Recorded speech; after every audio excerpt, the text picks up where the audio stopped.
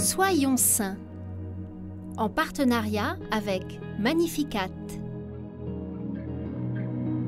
Nous souhaitons une bonne fête aux Bruno, Brune, Fiona, Marie-Françoise, Artaud et François. Nous célébrons aujourd'hui Saint Pardoux, saint très populaire du Limousin où une vingtaine de villages portent le nom.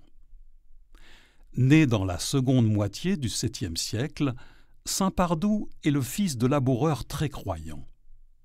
Enfant, le berger est connu pour sa douceur et son humilité.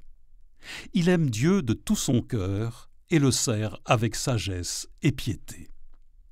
Un jour, alors qu'il joue avec ses camarades sous un arbre, une branche lui tombe dessus et l'assomme.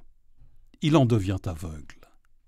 Il distribue alors tout ce qu'il possède aux pauvres, ne gardant pour lui que ce qui lui est indispensable. Surnommé l'homme de Dieu, les gens viennent le voir pour demander des grâces et des guérisons. Il se retire, devient ermite et passe ses journées à prier et à guérir les malades. Il est tiré de sa solitude par le comte de Limoges, qui vient de fonder un monastère et qui a eu vent de la réputation de sainteté de Pardoux. Comme le saint refuse, le comte le fait enlever et le place à la tête du monastère de force. Devenu abbé de Guéret, il n'en ressortira jamais, s'imposant une vie faite de pénitence. Il ne se chauffe pas, ne se soigne pas, ne mange qu'une fois par semaine et ne prend pas de bain. Cela n'empêche pourtant pas de nombreux hommes de le rejoindre pour devenir moine. En ces temps troublés, les Sarrasins, chassés par Charles Martel, sèment la panique sur leur passage. Effrayés, les moines fuient se cacher dans la forêt. Pardoux choisit Dieu pour forteresse et reste à prier seul dans le monastère.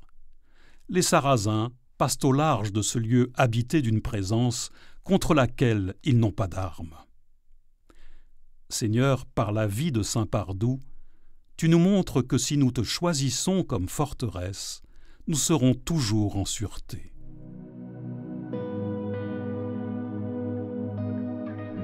Ô notre Père, par l'intercession de ce saint berger, entends notre prière.